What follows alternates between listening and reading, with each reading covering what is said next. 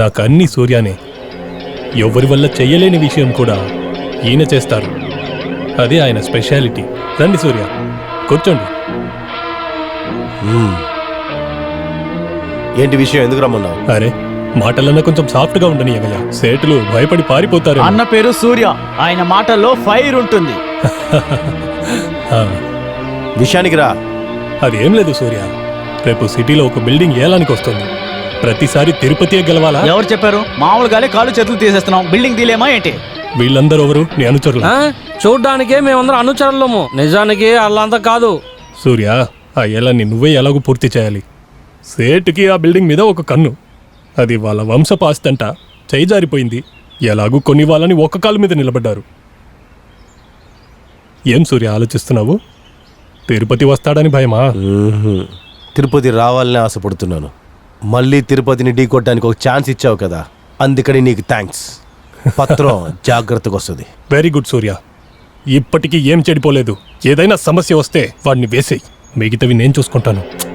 అది నేను చూసుకుంటాను. ఎందుకు పిలిచావో అది మాత్రం మాట్లాడు. సూర్యకి శత్రువు అంటే వాడు నాకు శత్రువే. నేను అలాగే అనుకుంటున్నాను. సరే, నువ్వు అయ్యే పని చూడు, మంచి పేమెంట్ ఇస్తాను.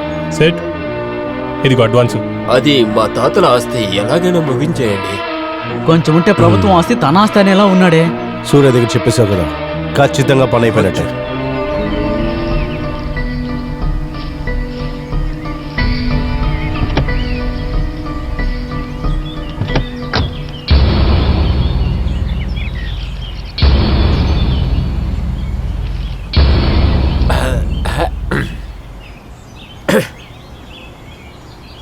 అన్నా, ఇది కొంచెం ఓవర్ అనిపించడం లేదు?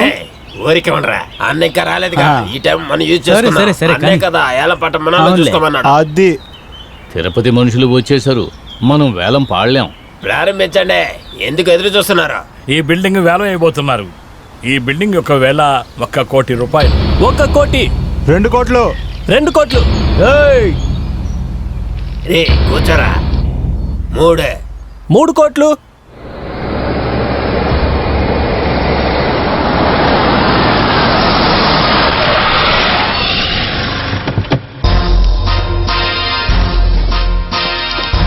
రే, ఏంట్రా సూర్య వచ్చాడు? అన్నా, అందరూ నిన్ను చూస్తే బెంబెలెత్తిపోతారు. అలా చూడండి.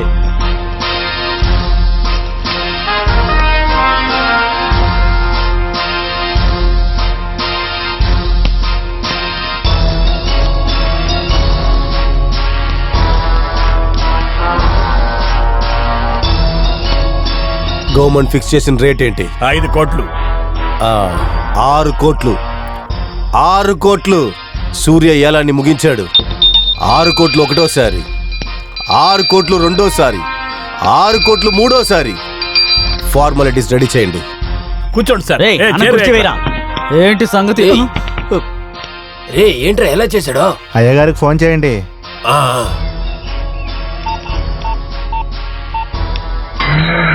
సరేనా?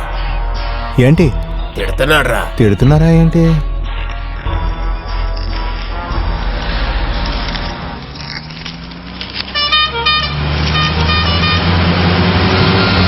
తిరుపతిలా ఉన్నాడే అతనే. అన్నా, తిరుపతి వస్తున్నాడు.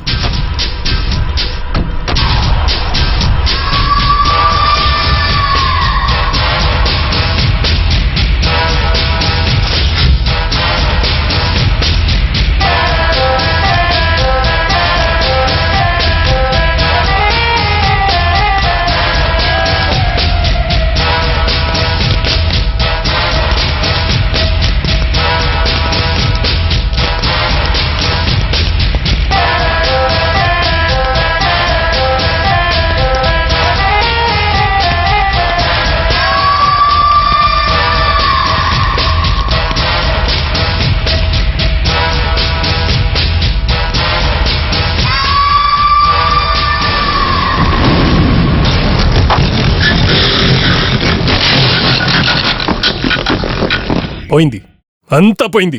ఎంత పెద్ద బిల్డింగ్. ఇప్పుడు ఆ బిల్డింగ్ కట్టడానికి ఎన్ని కోట్లు అవుతాయో తెలుసా? అది కట్టేవాడిని అడిగితే తెలుస్తుంది. రేయ్, ఆ, ఊరుకో. సరే. సూర్య, ఆ బిల్డింగ్ మీద ఆశపడే కదా నిన్ను ఆ వేలంలో ఎలాగూ గెలువమన్నాను. ఇలా అయిపోయిందేంటి? నువ్వు మౌనంగా ఉంటే ఏమర్థం చెప్పు. ఇదిగో చూడు, ఊరికి అరుస్తూ మాట్లాడబాక. నువ్వేం అడిగావు?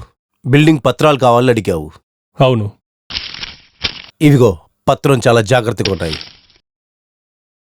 బిల్డింగ్ పగిలిపోతే దానికిలా నీ బాధ్యత అవుతాను.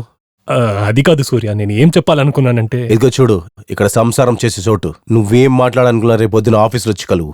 పో. సరే వస్తా. ఏంటి సార్, మీరు చెప్పారని సూర్య దగ్గరకు వచ్చాం. ఇప్పుడు బిల్డింగే పోయింది, నేనేం చేయాలి? రేయ్ ఊరుకోయ్యా, ఇదంతటికి కారణమా తిరుపతి. వాడి చావు నా చేతుల్లోనే. పద.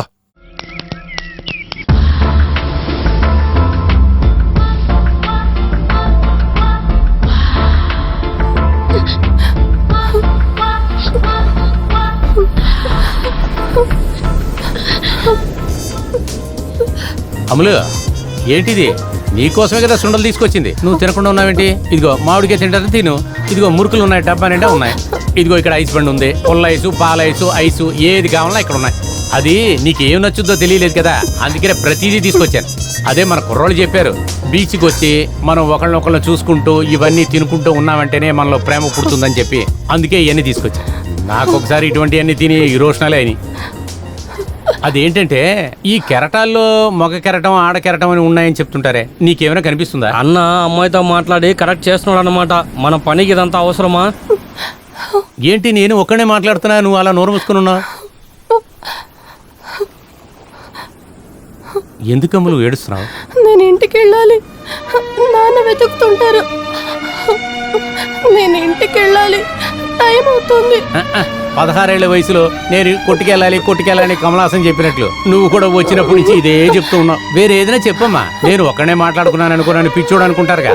లేదు, నేను ఇంటికి వెళ్ళాలి. అరే అయ్యో, అరే పెద్ద టెన్షన్ అయిపోతా. అరే ఇటు రండిరా, త్వరగా రండిరా. ఏంటన్నా పిలిచారా? ఏం చేశారా పిల్లని? పిల్లని తీసుకొచ్చేటప్పుడు ఒక అబ్బాయితో మాట్లాడుతునింది, పిలిచాము, రానని ముందుకేసింది. వాడిని ఒక 2 వేసి పిల్లని తీసుకొచ్చేసాం. ఏరా, ప్రేమగా పిలుచుకొస్తేనే కదరా ప్రేమ వస్తుంది. ఇలా కిడ్నాప్ చేస్తే కన్నీళ్ళే వస్తాయి. అమ్ములు నువ్వు లేకి చెప్తా, లేకమన్నానుగా. అమ్ములు నువ్వు బయలుదేరు. ఇలా నువ్వు ఏడుస్తుంటే ఇలా ప్రేమ వస్తుంది. కానీ తర్వాత నువ్వు రేపు పొద్దున ఫోన్ చేయి, మన కుర్రోళ్ళకి తెలియకుండా మనం ఎక్కడైనా కలుద్దాంలే. తర్వాత నువ్వు ఫోన్ చేస్తేనే లెగుస్తాను నేను. రేయ్, అమ్ములు తీసుకెళ్లి జాగ్రత్తగా వదిలేండి. తర్వాత నువ్వు ఒక కుర్రోని కొట్టానని చెప్పావుగా, వాడి దగ్గర క్షమాపణ అడగాలి, లేకపోతే అమ్మాయి బాధపడుతుంది. సరే వెళ్ళు, రండి, జాగ్రత్తగా తీసుకెళ్ళు.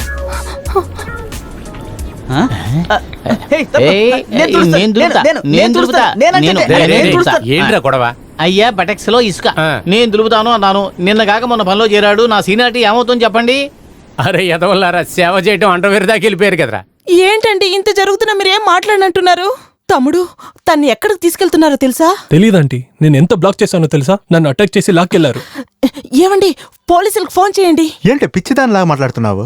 పోలీస్ దగ్గరికి వెళ్తే మన అమ్మాయి పరువు, కుటుంబ మర్యాద అన్నీ ఎగిరిపోతుంది. డాడీ, ప్రియా, నాన్న, ప్రియా. అయ్యో ఓకే.